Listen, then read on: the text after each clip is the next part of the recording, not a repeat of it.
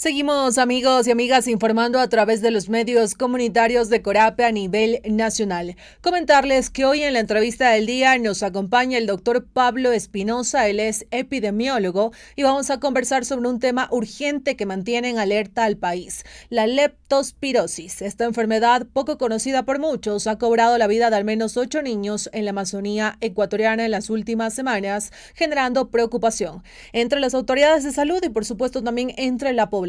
Pero ¿qué es exactamente la leptospirosis? ¿Cómo se contagia y qué se puede hacer para prevenir nuevos casos?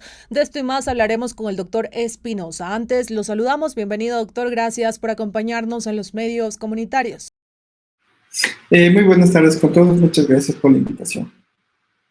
Por acompañarnos y en este caso, como le mencionábamos a nuestra audiencia, vamos a hablar de un tema muy importante y es que había fallecimientos de niños en Morona, Santiago, en la Amazonía ecuatoriana. Hasta hace algunos días hablaban de causas desconocidas. Sin embargo, este fin de semana el Ministerio de Salud Pública emitió un comunicado donde informaba que se identifica la bacteria Leptospira como causante de este brote en la Amazonía ecuatoriana. Primero que nos cuente, doctor, qué es la leptospirosis y cómo se transmite esta enfermedad.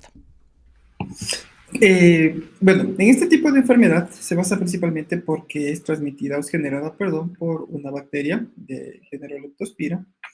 Esta se transmite principalmente de animales silvestres hacia las personas, que quiere decir que es un tipo zoonótico. En este caso, la leptospira, lo que pasa es que los animalitos hacen sus necesidades, pipí o popó, en el ambiente y a partir de ello, pues, contaminan aguas o zonas donde se alimentan las personas y de ahí, pues, nosotros consumimos tanto el agua como la alimentación y esta bacteria, pues, ingresa a nuestro cuerpo. Hay que tomar en cuenta que principalmente son los roedores los que transmiten este tipo de agentes infecciosos, pero en zonas urbanas, en ciudades, es muy raro los casos porque ya no es tan viable pues que estos roedores tengan contacto con el agua ni con la alimentación que uno pues consume. En zonas rurales, zonas selváticas también, como sucede, se ve muy común o sucede en estos casos porque no hay un sistema correcto de agua potable o se tiene mucha libertad en la cual animales silvestres interactúen con animales domésticos y pues se genera este intercambio de infección con esta bacteria que al final llega hasta los humanos. Doctor, y usted ha hecho referencia a estos posibles factores: que no existe agua potable en algunas zonas, pues en este caso rurales, que muchas veces los animales silvestres pues tienen esta relación con animales domésticos. Quizás a esto se le podría atribuir como causa de que esté presente la leptospirosis en la Amazonía ecuatoriana, o algún factor más. En realidad, si nosotros analizamos los casos que está, o sea, el brote que se está sucediendo en este momento, hay que tomar en cuenta que es algo que ya se estaba anunciando. De hecho, si uno revisa los reportes históricos de leptospira en Ecuador, se observa que existe un incremento de casos reportados desde el 2022. Del 2022 hacia atrás existen muy pocos casos, de hecho 3 o 4 casos, pero uno observa que desde 2022 en los reportes oficiales de las autoridades de salud aumenta hasta 30 o 40 casos en ciertos meses del año. Desde el 2022 en adelante, los casos han ido aumentando. Si uno se pone a analizar también esa parte, lo que diferencia este aumento de mortalidad de leptospira en Zamora Chinchipe versus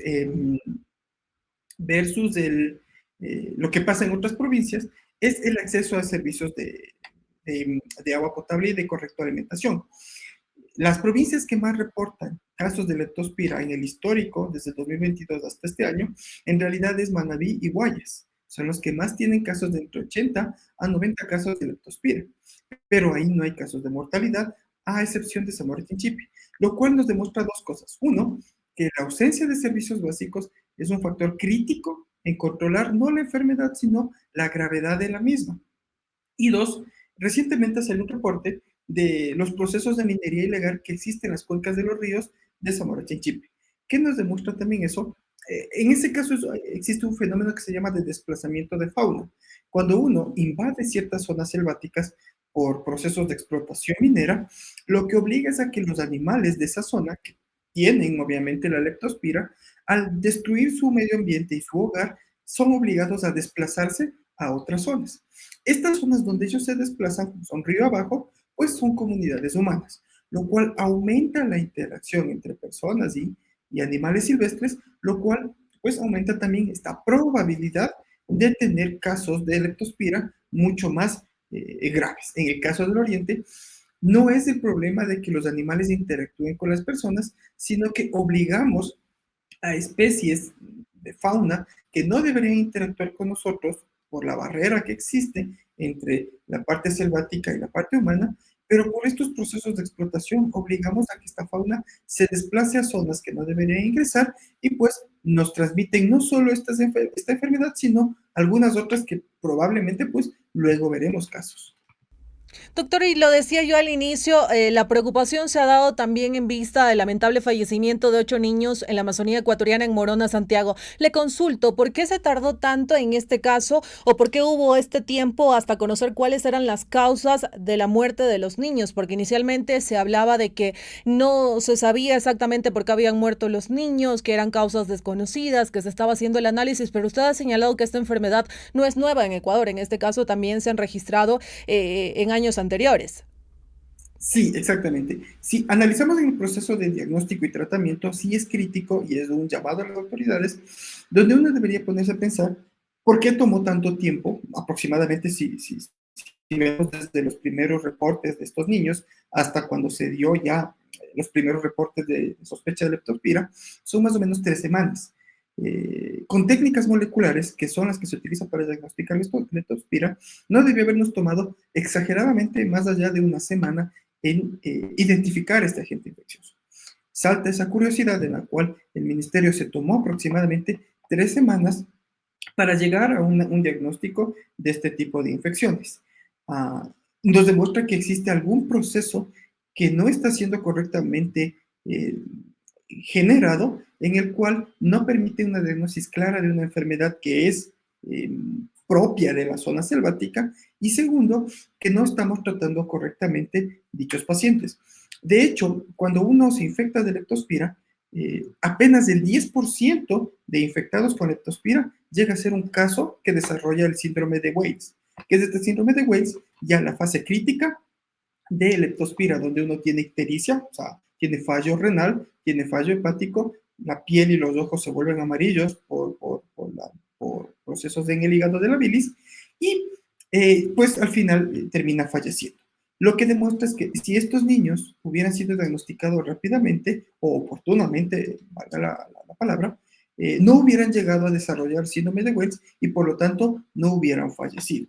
Porque si fuera así, si fuera una enfermedad de alta tasa de mortalidad, como yo les decía, en Manabí y en Guayaquil, en Guayas, perdón, donde hay más casos reportados de leptospira, no hay fallecimientos.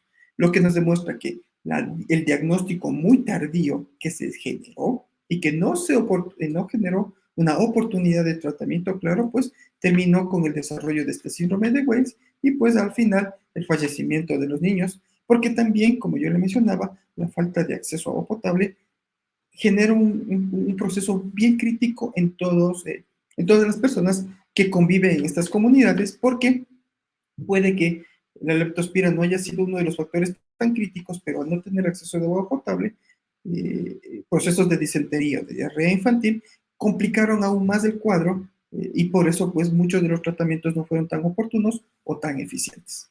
Doctor, y algo que también que quería consultarle, surgen muchas dudas en torno a esta enfermedad. ¿Los niños son los más afectados o hay también algún otro grupo poblacional que en este caso se podría decir, si le da esta enfermedad puede acarrear su muerte? Es algo que yo comentaba la anterior semana, creo, con otro medio de comunicación, que a mí me preguntaba si yo pensaba que era leptospira, pues en ese tiempo yo decía que sí tiene una alta probabilidad de que sea leptospira, pero lo que siempre saltaba a colación es que solo los niños presentan la enfermedad y los adultos no. Y eso era algo que complicaba la cadena epidemiológica en la cual yo podía tener una certeza de que era el agente infeccioso el que lo estaba desarrollando. En adultos también nos infectamos y también podemos desarrollar el síndrome de Weiss, es decir, que también podemos fallecer. ¿Cuál es la diferencia y por qué fallecen más niños? Porque son grupos vulnerables que lastimosamente puede ser por una desnutrición o por falta de acceso a medicamentos o una respuesta oportuna por parte de las autoridades de salud, en los niños se desarrolla mucho más rápido este síndrome y llega a ser fatal. En el caso de los adultos, sí tenemos hasta 3 o 4 meses en los cuales no se desarrolla el síndrome de Wells, pero soportamos, digámoslo así, un poco más la enfermedad.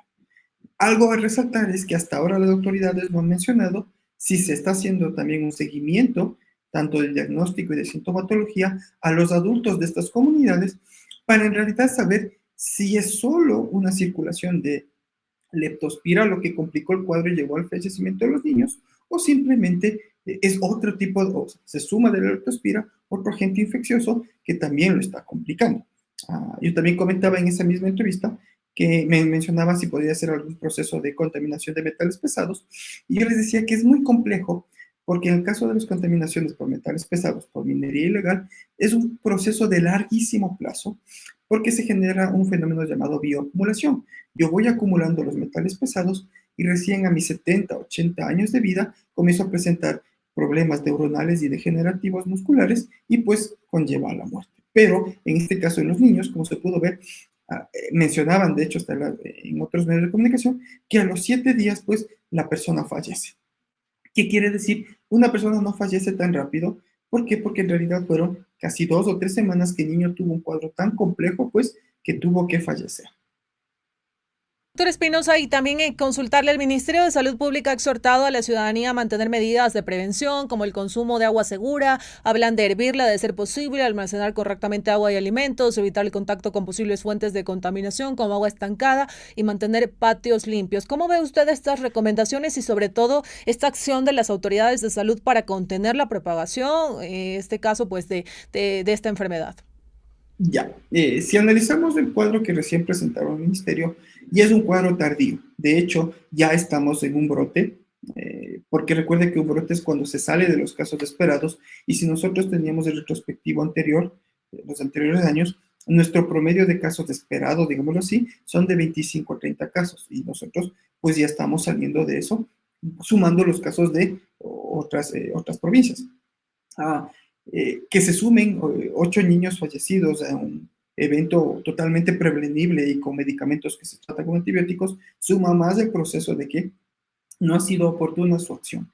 El mencionar en zonas selváticas que no se consuma agua ni alimentos que en el ambiente es extremadamente difícil, de hecho no es realista. Las personas que viven en estas comunidades no tienen acceso a agua potable, en algunos casos tienen acceso a un término que se llama agua entubada, que es pues, agua que se coge de un colector y se lleva directamente al hogar, que no pasa por ningún proceso de purificación.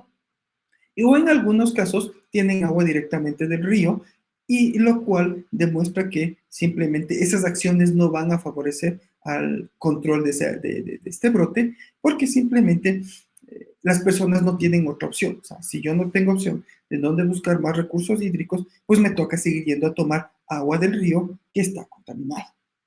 Si yo no tengo acceso a energía eléctrica, como son estas zonas sin paneles solares, simplemente mi alimentación va a seguir siendo expuesta a la interacción con animales silvestres de la zona. Entonces, yo decirles a las personas que no hagan lo que diariamente han hecho por falta de acceso a servicios básicos va a ser muy complejo. Desde un punto de vista, lo que primero se tiene que hacer es estudiar claramente cómo se desarrolló este brote de leptospira. ¿En realidad es leptospira o es otro agente infeccioso que también se sumó? ¿Qué pasa con la minería ilegal? ¿Qué es lo que está forzando a los animales silvestres a desplazarse a zonas que no deberían interactuar con los humanos? Y luego, ¿cómo desde los gobiernos seccionales y provinciales les doy acceso a un tipo de sistema de agua, si no es entubada, agua pues que sea segura? Porque si no cumplimos esos parámetros, simplemente es muy probable que los casos en estas comunidades indígenas van a seguir aumentando, y el problema va a ser que también va a haber mayor cantidad de fallecidos para cuando yo tome un plan de acción mucho más activo. Doctor Espinosa, y ya para ir concluyendo la entrevista, precisamente esto le quería consultar. Con todo este escenario de leptospirosis, la muerte lamentable de al menos 8 niños en nuestra Amazonía ecuatoriana y la respuesta que según varios expertos pues señalan tardía por parte del gobierno nacional, ¿qué escenario se puede venir para Ecuador? Ya en la parte final. Tenemos un escenario muy complejo, de hecho he conversado con algunos colegas. El escenario es complejo porque leptospira no es nuestra única alerta de infecciosas, sino también tenemos alerta de fiebre amarilla, tenemos alerta también de tosferina, y yo comentaba también que deberíamos tomar en cuenta alerta de sarampión y muy posiblemente también alerta de dengue chikungunya, porque va a comenzar a repuntar los casos porque pues estamos pasando de la época invernal a la época ya de transición y de verano, donde aumentan este tipo de casos. En el caso de sarampión, al igual que tosferina, como tenemos muy bajas coberturas de vacunación, va a comenzar el aumento de casos de infectados. Nuestro escenario de este año es bien complejo si el Ministerio de Salud Pública no toma acciones, no solo en estas enfermedades, sino en las que siempre hemos tenido altas coberturas de vacunación. Otro ejemplo es COVID-19, que hasta el momento no hemos iniciado las campañas de vacunación del 2025, ya vamos para mayo, y eso va a complicar aún más los cuadros febriles que se van a esperar para los meses de octubre en adelante. Como se da cuenta, estas enfermedades infecciosas ganan espacio el momento en que las estrategias de salud preventiva se comienzan a dejar de lado y a disminuir su objetivo de cobertura de protección. Perfecto, estamos culminando esta entrevista con nuestro invitado, el doctor Pablo Espinosa, epidemiólogo, quien nos ha brindado importante información frente a estas alertas que vive el país, no solamente una alerta sanitaria, sino varias. Doctor Espinosa, le agradecemos por su tiempo para los medios comunitarios de Corape y esperamos seguirlo teniendo en otro espacio. Muchísimas gracias, una buena tarde. Gracias, que pase bien amigos y amigas, la invitación para que sigan en sintonía de la red informativa que hacemos Corape a nivel nacional.